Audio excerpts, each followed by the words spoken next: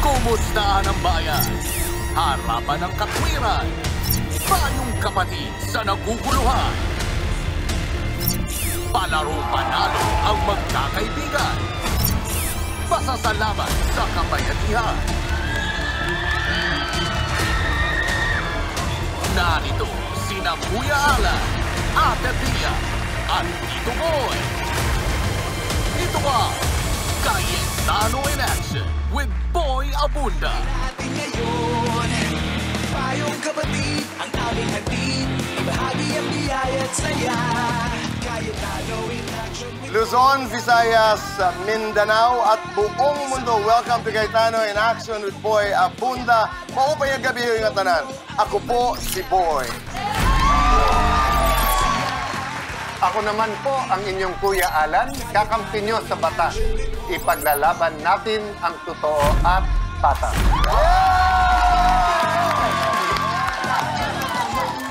At ako po ang inyong Ate Pia, kampiyon ng kababaihan at kabataan.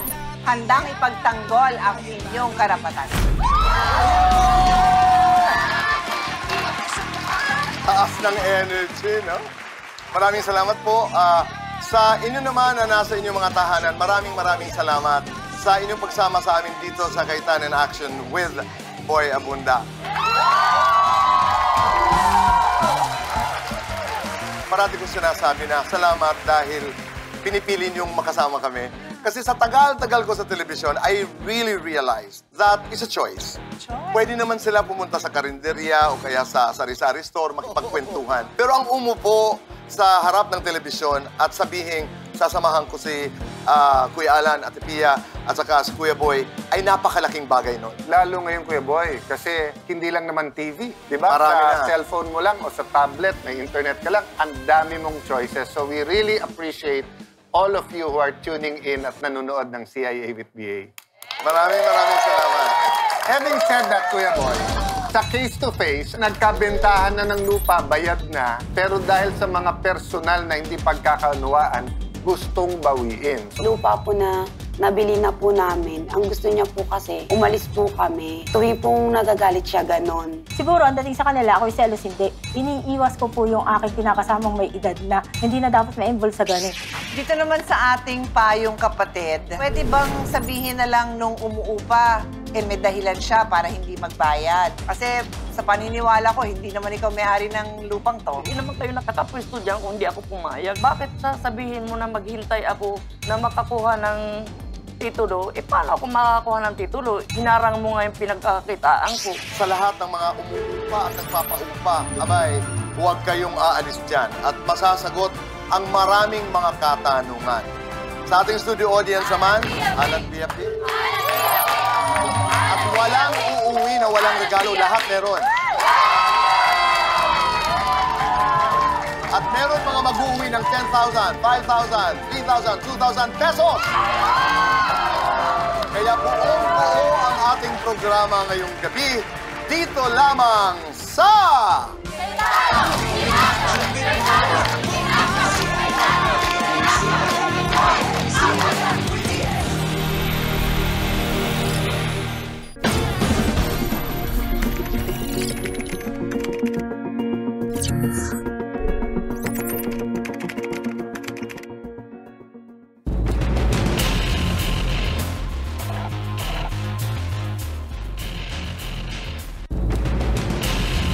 Melanie, maraming salamat sa iyong pagdaan sa Cayetano in Action. Ano ang kwento?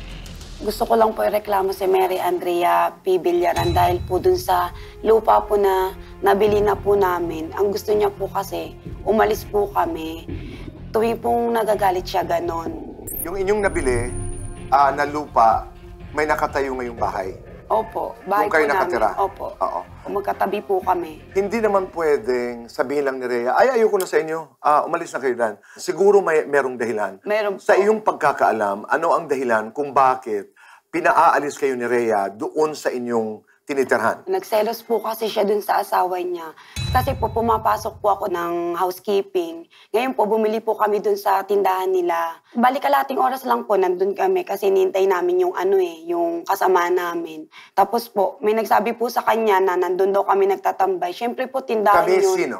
Yung kasamahan ko po sa trabaho. Pangalan niya? Mary Grace Salig po. Yung po yung pinagselosan niya.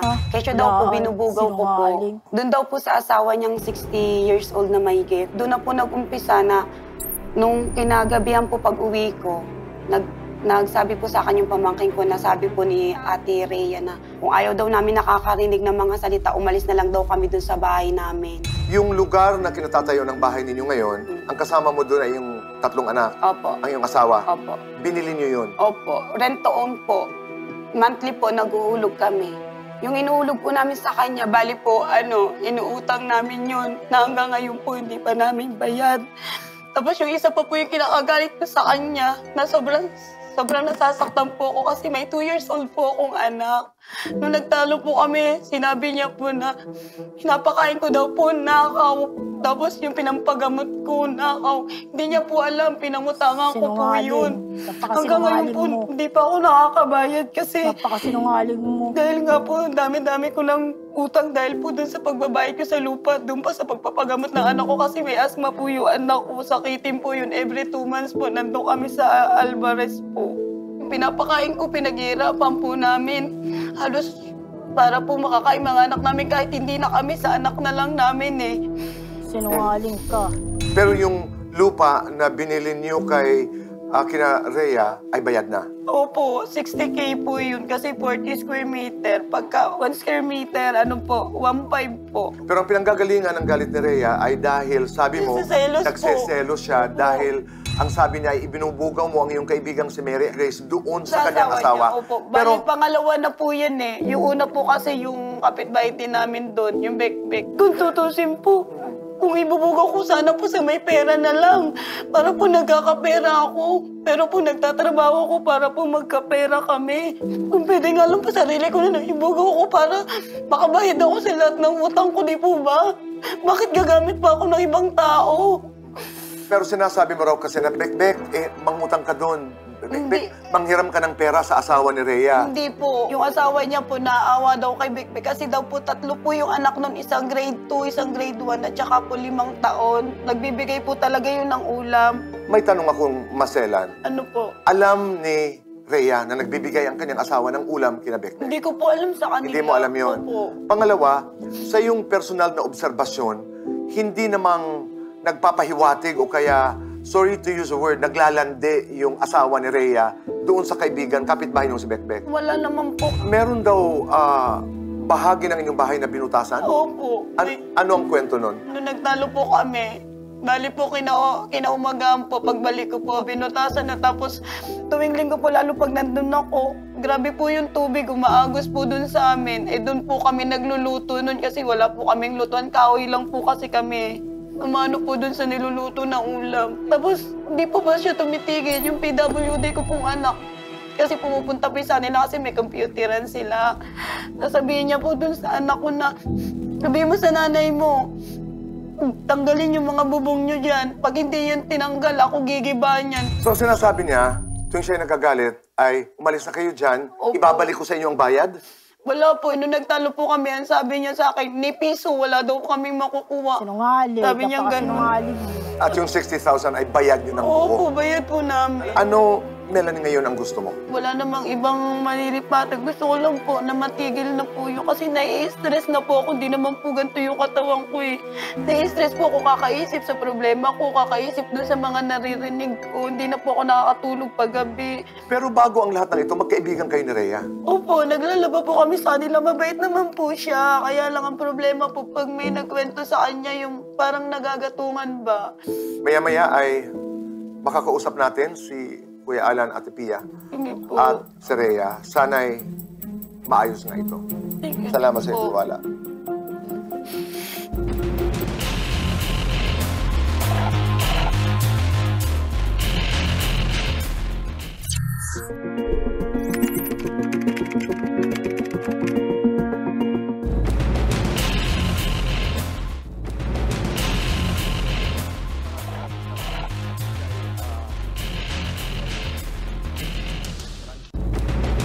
Rhea, maraming salamat. Napakinggan mo ang kwento Opo. ni Melanie.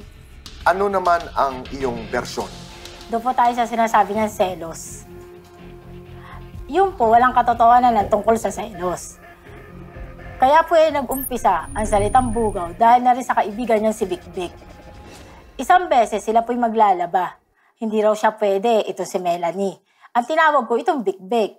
Noong nakikita niya na kumikilos na si Big sa loob ng bahay namin, naglalaba at naglilinis, nagpaparinig siya dun sa isa, buti pa ang may minamahal. Nandun ako mismo sa tindahan namin, pati yung kinakasama ko si Pedong nandun din. Ito naman si Pedong wala lang, palakad-lakad. Si Big tuloy ang linis, hanggang sa sumagot sa kanya si Big na oo, mahal ako ng asawa ko, nakatikim ka rin naman ang binigay ni Kuya Pedong na skinless. Kami po kasi, Tito Boy, tuwing kami mag-uutos sa kanila sa mga bata, kahit papaano, nagbibigay kami ng pakonsuelo, pagkain, pera. May mga panahon ba na si Melanie ay naglilinis din at... Opo. Siya po talaga ang timano simulat sa pool na tinatawag ko. Sabi ko, Big, ano yung tungkol sa skinless? Kasi ganito yung Ate Rhea. Pinagsamsam kami ni Kuya Pedong ng mga case ng bote. Sabi ko, bakit si Ate Rhea pag pinagsasamsam kami may upa? So, binigyan kami ni Kuya Pedong ng langgunisa, tigisa kaming dalawa. Eh di, wala na po sa akin yun. Wala na. Eh siya, kada parinig niya, nagsasalita siya doon kay Big ng hindi maganda. Nagkwento ngayon sa akin si Big. Tereya, kaya lang naman yan nangyari. Kasi tinutulak niya ako, sige, manghingi ka kay Kuya Pedong. Sige, utangan mo. Sabihin na po natin na mayroong ugnayan yung Big at yung pinakasama ko. Bakit, Melanie, hindi mo masabi sa akin? Pinagharap ko po sila nung mga time na yun. Hindi pong araw na yun para maliwanagan ko kung ano ba yung totoo. Kung binubugaw ba siya talaga, kung tinutusan ba talaga ni Melanie na siya, hututan ang kinakasama ko. Kung nagbangayan, nag-away hanggang sa nagsabunutan. Hanggang sumigaw si Big sa akin na, Ate Rhea, may lihim na galit yan sa'yo. Ang aking lupa, 200 square meter, ibinahagi ko po sa kanila ang 40 square meter. 2019, galing po ako ng Saudi. Dumating ako sa bahay ng mga kapatid ko. Doon po kami nagkaharap ni Melanie. Nangangailangan siya ng lupa. Kaya naibigay ko sa kanya ang 40 square meter na bigay sa akin ng tatay ko na 200 square meter. At nabayaran na nila? Nabayaran po nila yun ng installment na minsan walang ibigay, tinatanggap ko kung anong kayang ibigay. Dahil walang-wala naman sila.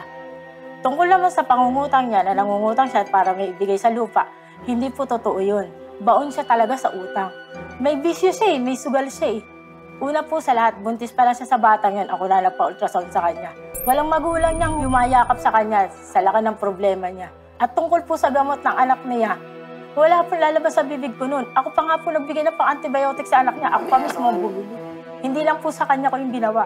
Ilang po doon sa lugar namin. Pero sinabi rin niya mabait ka raw dati. Eh, siyempre po, yung ginawa ng aking kaliwa, hindi na kailangan malaman ng kahanan. Pero ang sinasabi nga niya ay ang punot dulo nito ay yung selos nga. Ang akin po naman, nung gabi pong iyon, dumating ako. Maraming beses na po silang tumatambay roon, bumibili. Hindi ko pinapansin. Eh, basta gabi, mainit ang ulo ko. Naharap ko yung kinakasama ko. Alfredo, tunay na pangalan, Pedro. O ano, Alfredo, dito na naman nagtatatambayan si Lani. Baka mabigyan mo na naman ng pansit, mabigyan mo na kahit anong pagkain, tapos sasabihin na naman gusto mo sila, nililigawan mo sila. Anong sabi ng iyong asawa? Oy, hindi. Utang iyan. Haya, nakalagay. Lahat ng utang nila, nakalista. Siguro, ang dating sa kanila, ako'y selos hindi. Iniiwas ko po yung aking kinakasamang may edad na. May edad na Hindi na dapat ma-involve sa ganun. So, nung nagbangayan sila at nagsabunutan, maliban doon sa merong galit sa'yo si Melanie, ano yung lumabas sa kanilang pag-uusap? Si Big po, ang kapatid po nun ay si Ame. Si Ame, pinasok po ang loob ng tindahan namin. Kaya nag-away po si Ame at saka itong si Big na magkapatid, sinuwalat ngayon lahat ng mga pangyayaring nakawan. Ayan palang mga ayan, pag si Ame nakakanakaw sa amin ng gatas, ang sabi nitong Big, ipinamamahagi rin sa mga katipi. Ang aking kinukwento, base sa kanilang nalaman ko sa kanila. So, kung hindi selos ang pinanggagalingan nito, saan ang gagaling ang galit mo kay Melanie? Pinumporta ko po siya. Melanie, bakit sabi ni Bikbik, binubugaw mo raw siya kay Pedong? Sabi, Ate Rhea, kung siya may isip, kahit binubugaw ko, edi siya dapat may isip. Tapos kinumporta ko naman ito ngayong kinakasama ko. Kaya pala yan si Melanie, sabi sa akin, ano Kuya Pedong, bibigyan ka ba kita ng babae? Eh, sagot ko naman hindi. Si Rhea, magagalit. Mapalaya kasi ng kuno. Hindi yan totoo. Kinumporta ko rin po si Lani. Lani, bakit sinabi mo kay Pedong na bibigyan mo siya ng babae? Ayun po, tinanong ko po At ang siya. sabi ni Lani? Pero iyon po ay usap na sa maayos na paraan. Na parang nagtatanong lang ako, na hinihingi ko yung kanyang side. Nagmumura siya. Kaya ako, ibinabalik ko lang po sa kanya yung sinasabi niya. Nagmumura rin po ako. Nag-down niya sa akin sa lupa ng 10,000. Nagsabi yan ako, pwede na raw silang lumipat. Sige, magtayo na kayo. Yung pala, doon sa lugar na inalisan niya, napakarami niyang kaaway. Walang Halos kaaway. lahat dito rin sa lugar namin. Pero totoo bang binutasan mo ang pader? Totoo po yun. Dahil wala po talaga dadaanan ng tubig. Siya po mismo naglalaba. Alam niya yung kung paano taas So, ng tubig. hindi sinadya ito para masaktan sila? Talaga pong bubutasin. Wala pong dadaanan ng tubig. Sila po mismo, silang lahat na tao sa baba. Pag nagbuhos ng tubig, diretso pa po sa baba, sa kabahayan sa baba. Yung mga kabahayan sa baba, wala rin magawa dahil wala talaga tatapunan ng tubig. Ang niluluto daw nilang pagkain ay natatapunan ng tubig. Yung po'y pader ko. Siguro, ba't doon nagpwesto? Tumatapon pala ang tubig. Sabi ni Lani, hindi ko na kaya, nai-stress na ako. Ayun po na lang pinakasolusyon doon. Ang siya'y lumayo sa amin. So paano mo sila mapapaalis? Kanila yung lupa. Isa uli ang pera po niya. Tayo'y magtatanong mamaya kay Ate Pia at Kuya Alan kung pwede ang ganun Opo. na nabayaran na ng buo, kung pwedeng solid. Pero ikaw hindi ka bukas makipag-usap, hindi ka bukas makipagkaibigan muli. Ako'y willing rin makapag-ayos. Pero yung sa pwesto, wag na po. Ayoko po tumanda na may kagalit. Ayoko po mauulit po yan. Kami po kinakasama ko, gabi na lang po ang aming pahinga. May time na yung mga iyan nag-iinom. Kung kailang nalasing ng hating gabi, magbubukas ng speaker at magkakaingay. Tama na. Paano kung dumating pa sa sakitan? Iwasan ko na lang po yung mga ganun. Kung yan po ang solusyon, na sila'y umalis na lamang. Kasi nung gabing kami nagtalo, sabi ko, pag ganyan ka ng ganyan, edi umalis ka na lang sa dami naman ang kaaway mo. Sabi, bakit? May pera ka? May pera ka. Hindi ko Kaya sinabi sinabi ko yan. siya, wala akong pera, pero gagawin ko yan ng paraan para mabalik ang pera mo. Hindi naman pwedeng basta sila alis na wala akong ibinabalik para meron silang simulan. Narinig namin ang version mo. Mamaya ay harap tayo kay Ate Pia at Kuya Alan. At tingnan natin kung saan mapupunta itong pag-uusap na ito. Apo.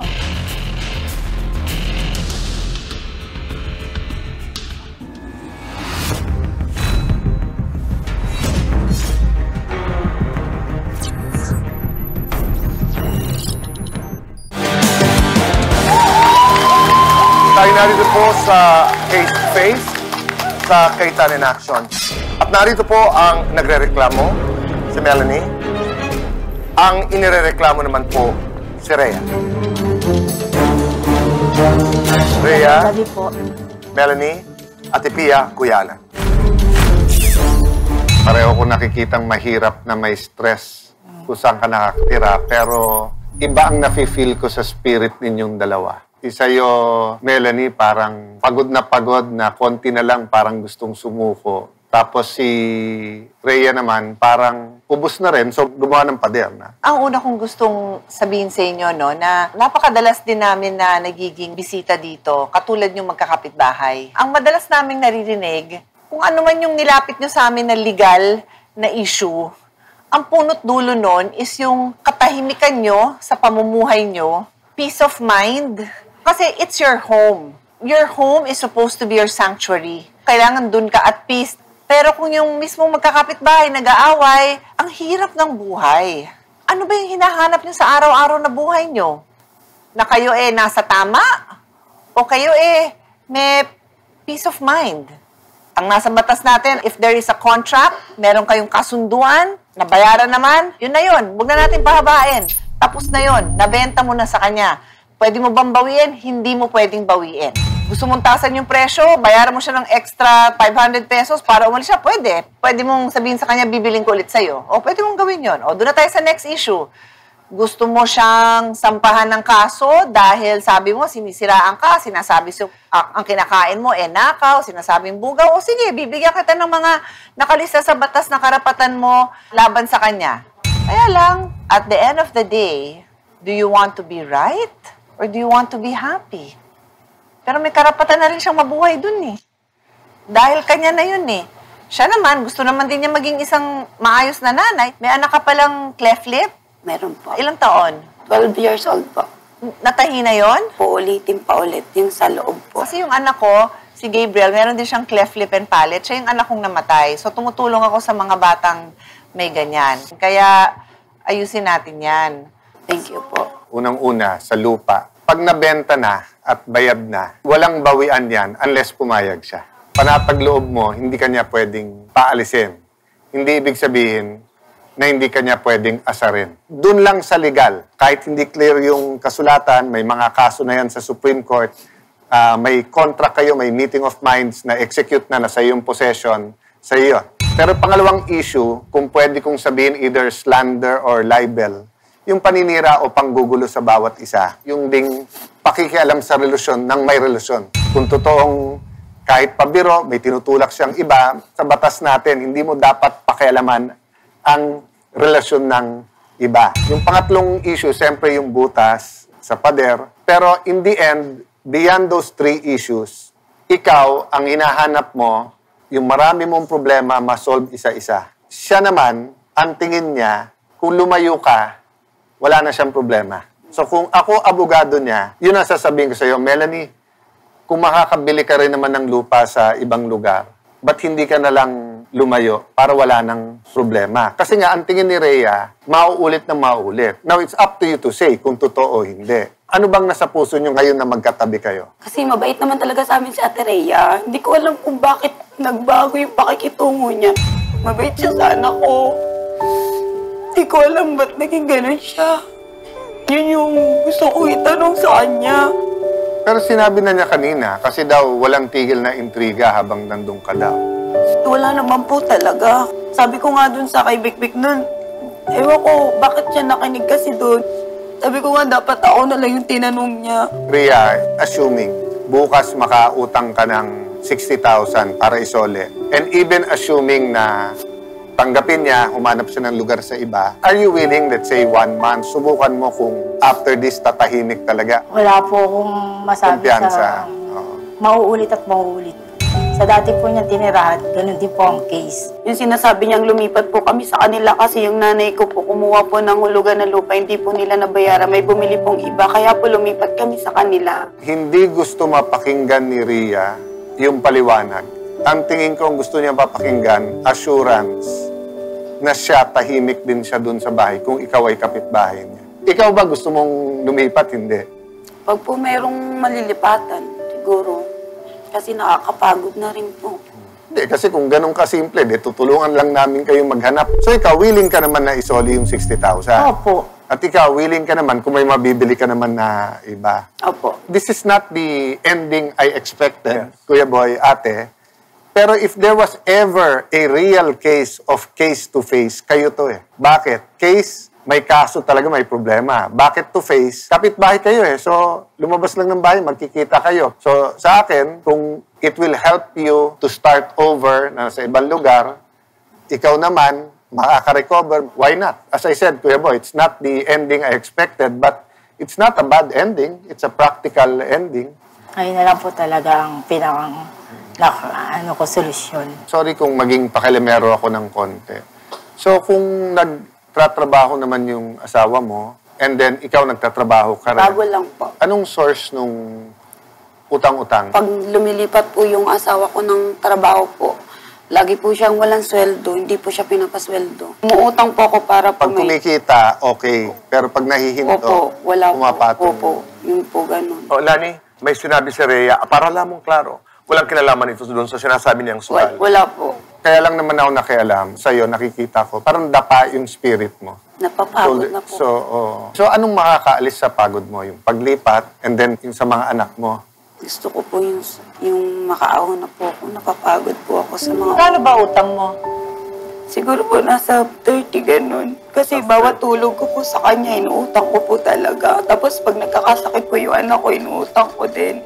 Sino may asthma? Yung may cleft lip o yung 2 years Parehas old? po sila. Bakit hindi ganito? Humanap ka ng lupa o bahay na paglilipatan. Kung pautangin namin ng 60,000 si Rhea para bayaran ka, yung 30, ibayad mo sa utang mo. Yung 30, ibayad mo dun sa down sa lupa, tapos i-monthly mo. Doon ka namin sa monthly babantayan at tutulungan. So habang binabayaran kami ni Rhea dun sa 60, binibigyan ka namin, or yung sa gamot sa anak mo, wag mong iintindihin yun. Ang point, tulong-tulong tayo, but napakasarap tulungan ang taong tinutulungan yung sarili niya. Alam mo, sa mga halagang ganyan minsan, ang sarap sabihin, sagot na namin yan. Di ba? Kaya lang, we have to make sure na hindi rin sa hangin lang mapupunta yung tulong namin. So sa akin, Rhea, I'll end by saying, kung ano man tinutulong mo sa iba mong kapitbahay, kung na-trauma ka ng konti kay Melanie, ituloy mo pa rin yung pagtulong sa iba. Tapos ikaw naman, Melanie, if you have a chance to start over, kung hindi totoong may kaaway ka sa iba, then no problem. Kung totoong meron, then just acknowledge and then start over. Everyone naman deserves a second chance. Tama ba yung sabihin ko, parang ang bigat na nung lamat nung samahan niyo para bumalik? Kasi sobrang close po kami sa isa't isa. Ayun. Hindi ako naging madahamot. Lahat sinishare ko kung anong meron kami. Padar nga pagitan namin, pero naaabutan ko siya. Paano ako magsasalita na ang anak niya ay kumakain ng nakaw? Bumibili siya ng gamot galing sa nakaw. Eh ako nga kaliwat kanan. Nag-aabot sa kanya kung anong kaya ko. Anong pinakamasakit sa'yo? Yung mga may nangyayari? Yung mga nangyayari na hindi pala nakakarating sa akin. May parang feeling ka may alam siya na hindi niya sinasabi sa'yo. Ayun nga po, sabihin na po natin na itong kinakasama ko lumilikot o lumalandi sa kaibigan niya. Bakit po hindi niya masabi sa akin? Ate Rhea, may ganito, may ganyan. Ayun ang hinahanap ko. You feel May betrayed? something na palang ganun. Pati di man lang sabihin sa akin. Kasi Ate Rhea, wala naman talaga. Ano i-share ko sa'yo? Di ba si Pedong binibigyan mo ng babae? Paano ko bibigyan ng babae? Saan ako kukuha Pero ng babae? tinanong kita, di ba? Yung po kinakasama ko nagkwento sa akin. Sila, sabi sa akin, kung gusto ko daw ng babae. Bilang Ate kaibigan, Rhea. ang ginawa ko, pumunta po ako sa kanya, kinausap ko siya, Lani, halika. Bakit binibigyan mo raw ng babae si ano? Kaya kasi Yan sa akin nasabi sinabi. ni Bik-Bik ng bugaw eh. Bottom line, Lan, tingin niya, kung meron man siyang kakampi sa mundo, ikaw. Kung alam mo na ngayon na ganun na, maiyak-iyak siyang sinabi niya, baka nga may ganun yung asawa ko, di ko alam. Ano sasabihin mo sa kanya bilang isang nakatanggap ng napakaraming tulong galing sa kanya? Kung yun po sa bagay na sinasabi niya, so sorry kasi... Sorry. Sorry. Hindi ako naniniwala sa sorry mo. Ano ba namang sorry yun? Lapitan mo siya, tingnan mo siya. Na, Ate Rhea, sobrang sorry. Alam mo naman yun. Alam mo naman yun. Wala akong ginagawa. Alam mo.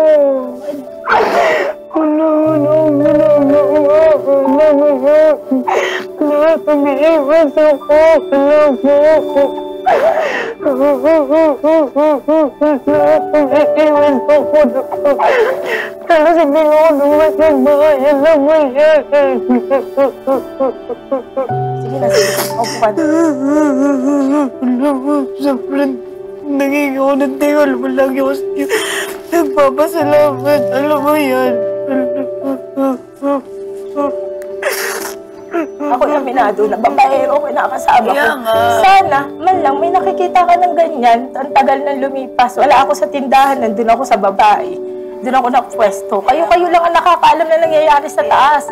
Ikaw nagsabi na babaero yung kinakasama mo. Oo. And of course, I'm not judging So ang hinahanap nga ni Rhea, na may magsabi man sa kanya na, ate, huwag ka magagalit huwag hindi ko sinisiraan, pero ilayo mo ng konti yan. So she feels betrayed kasi nga, ang tingin niya, you have her back. Yun po yung pagkakamali ko sa kanya. Yun. Yan ang kailangan natin bilang mga babae na tayo nagsasama-sama. Suportahan. Na pag alam natin na meron ng may kalokohan dyan, at least yung kaibigan mo, matatakbuhan mo. Ako naman ang bahala rito sa kinakasama ko.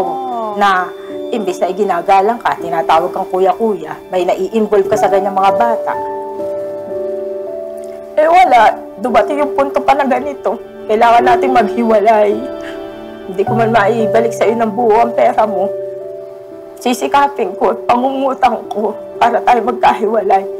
Malay mo sa banda roon. Ikay naroon, ako'y narito. Doon tayo maging close. Mas close pa kaysa sa dati nating samahan. para lang sa tahimik na natin pagsasama. Kaya ako, payagan mo ako na mabalik ko sa iyo ang pera mo. Kasi pagka feeling of betrayal, may healing period talaga yan. Nandun yung distrusted. Sana nakabunot kami ng konting tinik sa inyong puso. Hopefully this going towards healing. We'll have some of our people talk to you after the show. Let's work it out. Forgive and forget then. Or forgive muna. Saka na yung forget. Kasi nga, Lani, yung trust has to be earned eh. But at the same time, Rhea, wala talagang perfect na tao. Kasi sabi ko nga sa'yo, huwag kang mawawalan ng gana tumulong.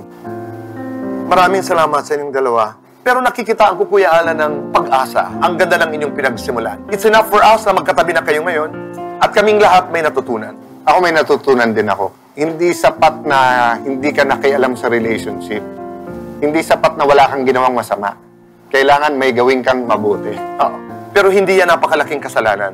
Sa pananaw ko, yan ay pagkakamali na pwedeng mabago. Or Rhea, you felt it's a betrayal, but she didn't mean to betray you and she did not betray you. Oo. Marami tayong natutunan.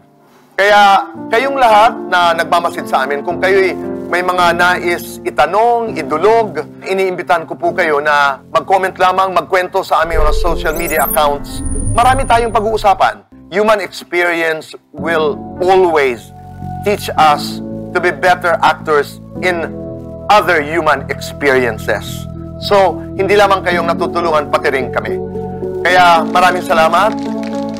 Si Nanay Flor naman ay dadalaw sa atin dito dahil meron naman siyang ihihingi ng payo sa payong kapatid kay Ate Pia at Kuya Alan na may kinalaman naman ito sa kaniyang tenant na bigla na lamang huminto sa pagbabayad ng upa. Bakit? Anong nangyari? Malalaman ho natin sa pagbabalik ng...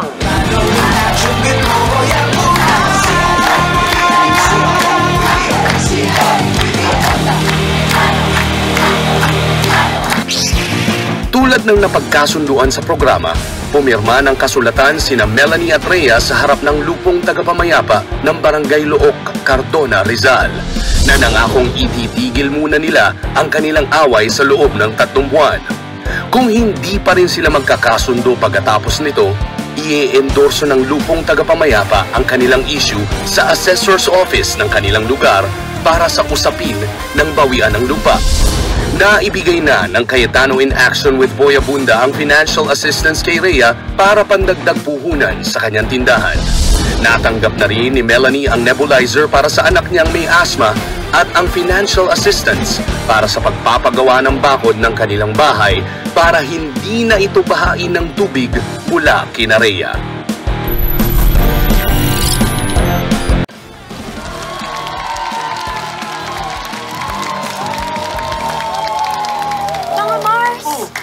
Naalala ko lang kasi, alam niyo ba na yung butika doon sa may kanto, hindi na raw sila nagbabayad ng upa.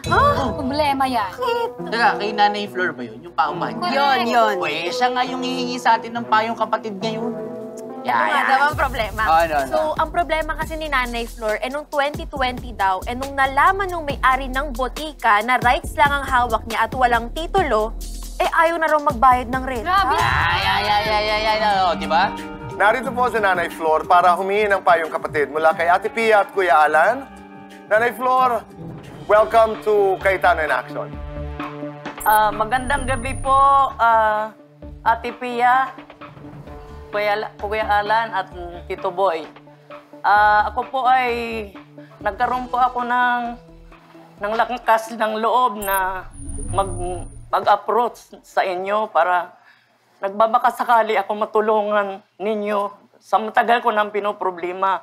Meron kayo, adto nga nag-uupahay mo, di ba may 4,000? Oo. Tapos may nabakante. Magkababayan kami, taga-oras. May nabakante.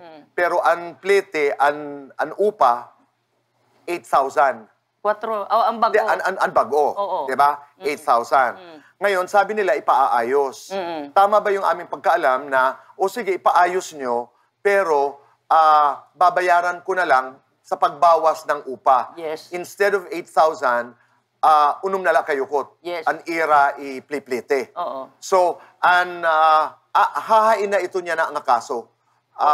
Yun na. Andyan pa rin sila. Oo. At Ayan pa. ngayon, huminto daw nung pandemic, han pagplite, han pag-upa, kay nasa ring manhira, ano ang magpiplite kami ha imo, wala man imo titulo, kung ang kamanla, Estapador pa ako. oo, estapador, rights la. Yes. Kaya amo itong dahilan kung kay ano nga nakan hikaya na amon, Oo.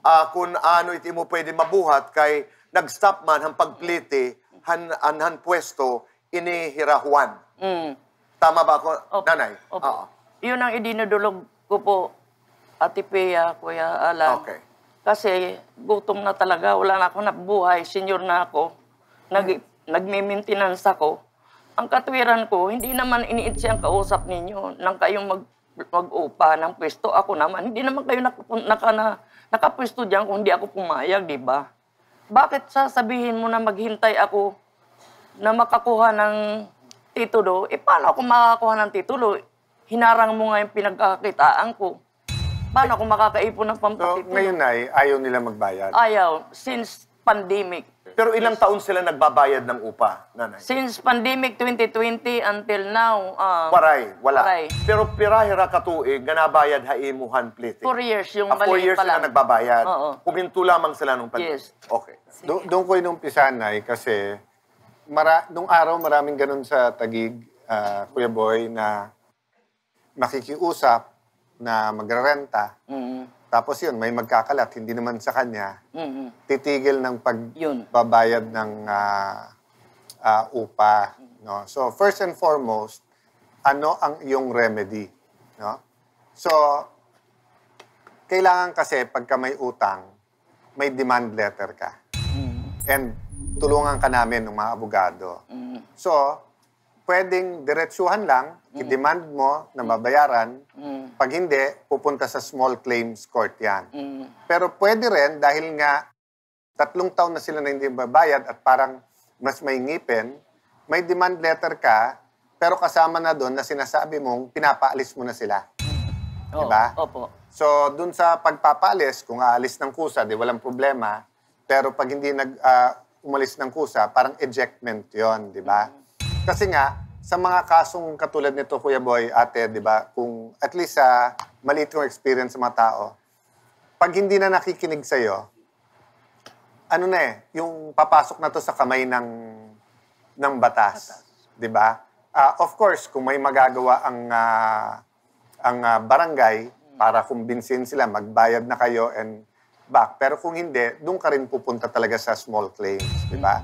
But, you know, as a general rule, hindi ka pwede, Kuya Boy, na bigla na lang hindi ka magbabayad, tapos sasabihin mo, hindi ko sure. Kung ako tatanungin mo, yung demand letter sumisingil, pero yung pinapaalis din, para may konting ngipin. Ngayon, of course, kung magbayad sila at makiusap sila ng, you know, wag nyo na kami paalisin, di ba? Actually, kung tutusin, ang bait pa nyo Dahil nga, yung iba, kaya nga may deposit at may advance. Para nga, pagka 1-2 buwan lang hindi nagbayad, susulatan na kagad. Di ba? Do you agree? Oo. Ang idadagdag ko lang po, kung ang umuupa, kinilala kayo naman ang binabayaran niya ng upa, hindi niya pwedeng baguhin yun after 1 year or 2 years, tapos biglang, hindi pala kayo may-ari. Ayoko na, hindi ho pwede yun. Nandyan ho yan sa rules of court, at may kaso din sa Supreme Court na nagsasabing, hindi yon.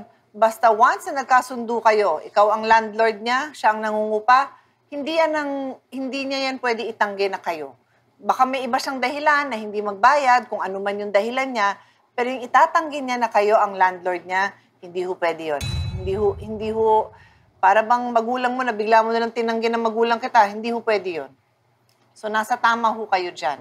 Kung ikaw nagre-renta, tapos bigla ka nagkaroon ng duda, kailangan either kausapin mo yung lessor or pumunta ka sa barangay.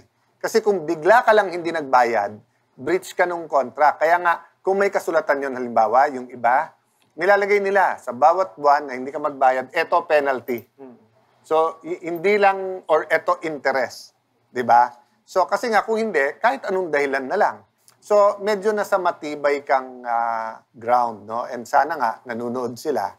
And makipag-ayos na lang para walang problema. But yun nga sa akin, yung may konting ngipin na may demand ka, papalisin, Actually, tingin ko, you can even ask for damages kasi nga, ganun katagal hindi ka binayaran. Yung time na yon, kuya, ay nagpabarangay ako.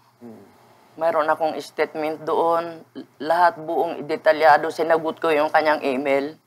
Pagdating nung first hearing sa barangay, on time na kami, on the spot na kami na may discussion sana. Bigla siyang dumating kasi nga dapat nandun siya.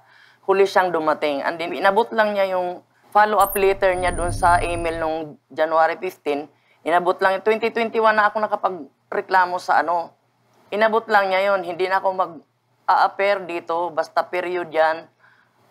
Hindi ako magbabayad hanggang wala kang titulo. Baka blessing pa nga yun na hindi na siya nag-appear kasi pwede ka nang humingi sa barangay ngayon ng kasulatan na hindi kayo nagkasundo para pwede ka na mag-file ng kaso. But we'll help you step by step. So, gagawin natin yung demand letter, di ba? Unless meron na nun. Tapos, yun nga, ang hihingin sa barangay na pwede na kasi kahit nabigyan ka ng certificate na nung barangay, kung malaman na wala ka pang demand letter, hindi rin tatanggapin pa nung korte. Kasi bibigyan mo pa sila ng chance na sumagot. Pero ako, I recommend that para pati yung ibang nangungupahan sa'yo at pati yung iba mong medyo nagdududa. Of course, for the long term, sa inyong mga anak at sa inyong apo, mas mabuting ano na rin, di ba? Legally, ayusin na rin yung papeles ng titulo para wala kang problema. Tutulungan ka ng programa, nanay. Yan ang ibig sabihin. May mga abogado na tutulungan. So, titingnan ang lahat ng ito. Pero uunahin muna yung nangungupahan, si Juan, yung huminto ng pag-upa. Sabi ni Ate Pia, ni Kuya Alan, hindi pwedeng huminto na lang sila basta-basta. Salamat, nanay. Sa lahat ng may mga problema na may kinalaman sa batas, ay huwag po kayo mag-atubili na sumulat o mag-comment sa aming iba't ibang social media platforms. At sa aming pagbabalik, yes or no, ito yung mga katanungan na may kinalaman po sa batas, kadalasan pang araw-araw. Pag-uusapan ho natin ito sa pagbabalik ng...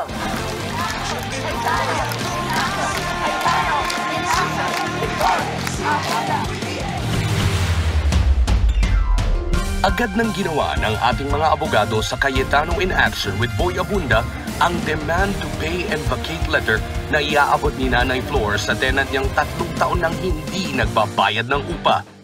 Pinapirmahan ito kay Nanay at ipinaliwanag sa kanya ang mga hakbang na kailangang gawin pagkatapos maiabot ang sulat. Katulong ang lupon tagapamayapa at admin ng barangay, inihain ang demand letter sa tenant ni Nanay Flor. Bagamat hindi natin siya naabutan, tinanggap ang sulat ng kanyang tauhan at tiniyak na makakarating ang papel sa kanya. Hangad ng Cayetano in Action with Boy Abunda na maayos sa madaling panahon ang gusot sa paupahan ni Nanay Flor.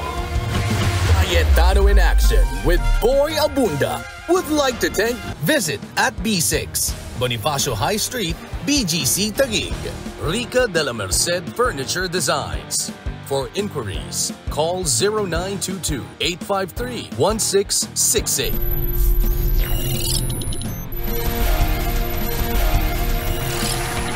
Kami nagbabalik po dito sa Cayetano in Action with BA. Ngayon naman po ay Ate Pia, Kuya Alan, yes or no? Narito po ang ating mga katanungan. Umpisahan na natin. Kuya Alan, Ate Pia, nangungupahan po ako sa isang apartment kung saan tumutuloy yung bubong kapag umuulan. Yan ba ang dahilan kung bakit naka-rollers ka? Opo. Okay. Tumutulong po sa pagmumukha ko yung tubig. Hindi ako makatulog, Tito Boy. Kaya naman, tinatamad po akong magbayad. Tapos, nanghinayang ako sa deposit. Cargo po ba nung nagpapaupa yung pagpapagawa ng bubong? Yes or no? Yes. As a general rule, pagka may inupahan ka, dapat suitable siya sa purpose na inupahan mo. So kung umupa ka ng residential, dapat good enough to live in. So pag tumutulo, cargo nung may-ari o yung nagpapaupa na pagawa yon. Bakit ko sinabing general rule? Kasi for example, sabihin ko sa'yo, oy, upahan mo to, pag pinagawa ko to 10,000. pero tumutulo. Gusto mo, ikaw na magpagawa, 5,000 lang. So pag pumayag ka, meaning there's nothing in the law, in fact, the law says, pwede tayo mag-stipulate. Ibig sabihin, pwede tayo mag-usap.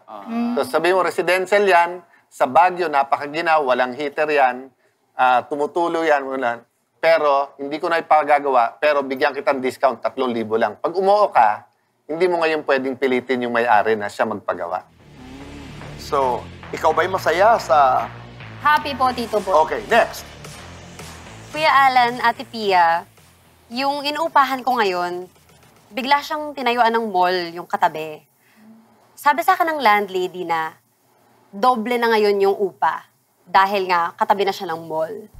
Pwede niya po bang gawin to kahit na next year pa mag-expire yung kontrata namin? Yes or no? Sabi mo sa landlady mo, no. Ipaliwanag mo sa landlady mo na ang isang kontrata ay Agreement. pagkakaintindihan. It's an understanding. Sabi nga, it's the meeting of the minds. And kung may term na nakasulat doon na maliwanag, 1 year or kung ano man, sabi mo next year pa, bound kayo doon. So kahit anong mangyari sa katabi nyo, tumaas man ang value ng lupa sa kabila, yan pa rin yun. Bumaba din ang value doon sa kabila, hindi mo rin naman siya, papayag siya, sasabi mong, ay, tinayuan ng karaoke, apakaingay, bababaan ko na rent ko. Di rin naman siya papayag, di ba? So you have to respect the terms of the contract. Next. Ako po, Kuya Alan, Ate Pia, taga Laguna po kasi ako, Santa Rosa, Laguna. Yung tsahin ko po, nagrenta doon malapit sa amin.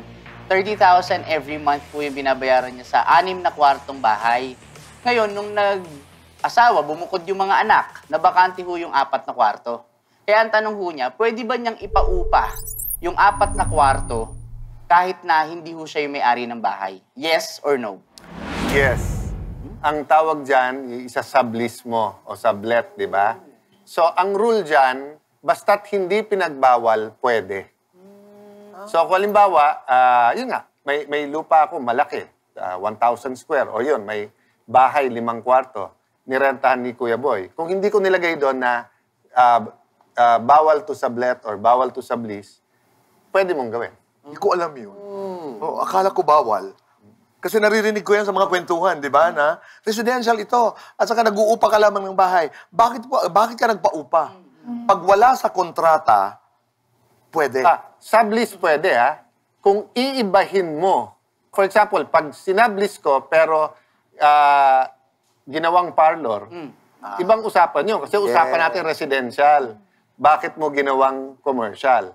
Pero kung yung kwarto na yon nilis mo, titirhan din, bed space, o may border ka, kahit kumita ka, pwede. Kasi wala naman nakalagay na bawal. It doesn't make it a commercial space. It's just that kumita ka. Salamat po. Ang dami nating natututunan. Next. Ako po. Kuya Alan, Ate Pia, so nagre-renta rin po kasi ako ngayon. Tapos 10K monthly po yung binabayaran ko. Ngayon, kinausap po ako ng landlord ko and sinabi niya po sa akin na kapag daw po naging 20K monthly, within 5 years kong babayaran, mapapasakin na daw po yung property. Pwede niya po bang gawin yun? Yes or no? Pwede niyang i-offer sa'yo yon. Kasi it's an offer eh. Diba? So, ang tanong mo, legal ba yon? Pwede mo bang tanggapin yon? Yes. Pwede niyang i-offer sa'yo yon. Pwede mong tanggapin. Why? It's now a new contract. So, to be clear, meron na kayo na pagkasunduan. Magre-rent ka, 10,000. Valid yon. Walang pwedeng basta-basta magbago. Unilaterally, meaning isang tao lang, hindi niya pwedeng sabihin, ay, 20 na yan, ganito lang usapin. Hindi niya pwedeng gawin yon. Pero pwede ba siyang mag-offer ng bago? At pwede mo bang tanggapin? Yes. Kasi you are now going to enter into a new contract. So, yung existing contract nyo na 10K rent, basically, terminate nyo na yon. Kasi papasok kayo ng new contract na 20K na rent to own na. So, it's a new contract that you both agree to. Hindi naman basta-basta pinakialaman yung isa na inimpose na lang sa'yo. Galing. Last question. Kuya Alan, Ate Pia, yung kaibigan ko, pinarenta sa isang pamilya yung kanilang residential property. Tapos nalaman niya na ginawang babuyan nung umuupa. Ang katwiran nung umuupa, pwede naman namin gawin ng kahit na ano dyan kasi naayos kami nagbabayad ng upa. Tama ba siya sa ganun? Yes or no? No. Bakit? Di ba sabi natin, meeting of the minds. So, nung sinabi pa lang sa'yo, residential, alam mo na hindi agricultural, hindi commercial. So, iniba mo yung gamit, di ba? Unless baboy yung kaibigan mo. So, nung nangontrata siya, titirhan niya, so kaya baboyan dahil residential ng baboyan. Pero unless baboy ka, hindi pwedeng yung residential, ibahin mo. So, again, no? Ang ganda ng pwesto mo, katabi ng mall. So, residential, gagawin mong kalenderya, gagawin mong restaurant, gagawin mong parlor, gagawin mong babuyan. Hindi, kasi naiiba yung kontrata. Pero kung mag-uusap kayo at papayag, bakit hindi? But by yourself, babaguhin mo yung usapan, hindi pwede. No. Galing. Maraming salamat, Maritim. Napakatatalino ng inyong mga katanungan. Pero sigurado po ako na kung kayo nag-uupa po sa kasalukuyan, maraming nahagip na katanungan ngayong gabi. And kung ikaw ay naglilis, nangungupahan ka, ilagay nyo pa rin sa papel. Kung ikaw po ang nagsasabing ikontrata, huwag magagalit yung isa. Kasi protection yung pareho yun. Ang usapan ay residential, hindi babuyan. Walang babuyan na magaganap po sa ating pagbabalik dahil lahat mananalo. Walang uuwi na walang regalo at may mga mananalo ng 10,000, 5,000, 3,000, 2,000 pesos. Magaganap po ang Alan Pia Pick sa pagbabalik ng...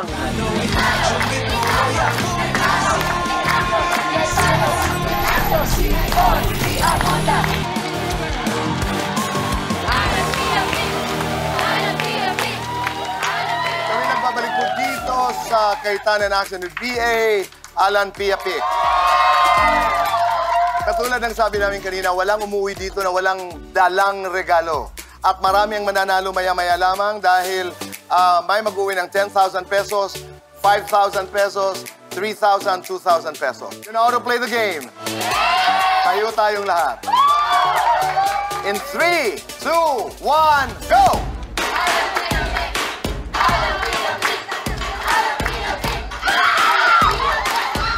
Dito tayo. Nakita ko naman yung gigil mo. Alan Pia Pick! Ganon. Pangalan niyo po? Si Ramil Bongalos po. Ramil. Maraming salamat. Pangalan niyo po? Darius Palomo po. Darius. Magkaibigan ba kayo? Magkakilala ba kayo ni Ramil? Personally, hindi po. Sige, kaya ako tinanong dahil klaro na eh. Make money, not friends. 10,000 ang gusto niya, hindi bagong kaibigan. Diyan, ha? Diyan muna. Dito naman tayo. Your name, please. Bien po. Bien. Your name, please. I'm Maribeth Santos po. Halika dito at kayo ang unang maglalaro. Bien. Kung sino man ang manalo ay ang makakatunggali ay si Ate Pia. Alam niyo na. In 3, 2, 1, go! Alan Pia Pick! Alan Pia Pick! Thank you very much. Palakpakan natin. Dito, Bien, antay lamang. Maglalaro na tayo doon. Laro lang to, ha? Laro lang. Okay. In 3, 2, 1, go! Alan Pia Pick! Maraming salamat. Meron kang premyo mula kay Ate Pia at Kuya Alan. Maraming salamat. Ngayon, Bien, it's time to play with Ate Pia. So, Bien, you ready? Yes. Ate Pia is ready. Maritim, in 3, 2, 1, go! Alan Pia Pick! Pero, may chance pa. Magpaikot ng ruleta. Chance pa. 10,000! 10,000! Ano ang mga tawag sa mga taga-Bicol? Uragon. So, idiretso mo sa linya, kahit wala dyan nakalagay 10,000, ibibigay namin yung 10,000. Okay? Ready? Go! 10,000!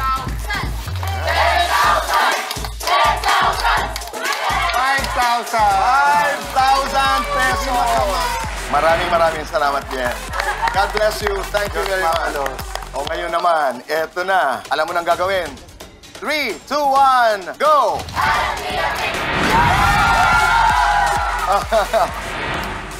Ayan. Gagawin sana kitang friend eh, pero yung 10,000 ang gusto, hindi friend. Congratulations. Thank you. At katulad ng sabi ko kanina ay lahat tayo mag-uwi ng regalo. Mula sa 7, bawat isa sa inyo ay bibigyan natin ng peanut butter rolls. Maraming salamat.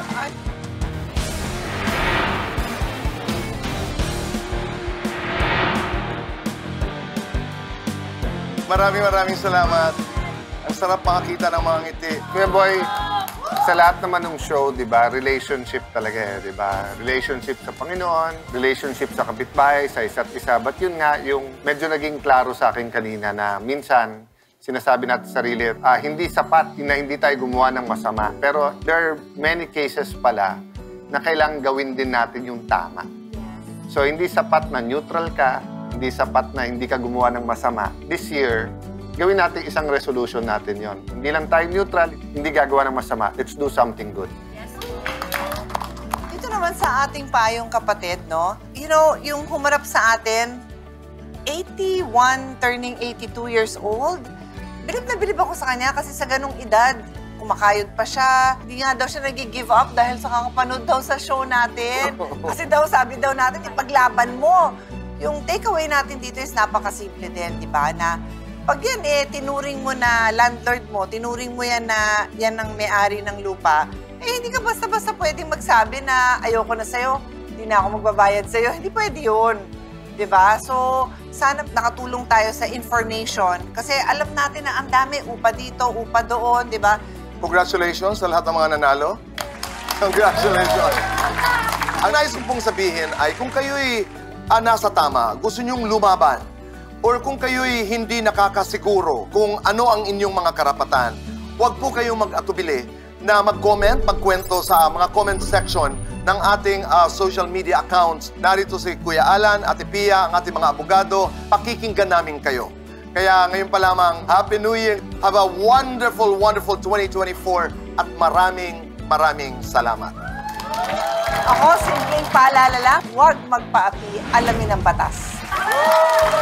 Kung may legal na kalaman, mas mailalaban ang ating karapatan. Doon tayo sa tama dahil sa batas, wala tayong kawala. Maraming salamat. See you again next Sunday dito sa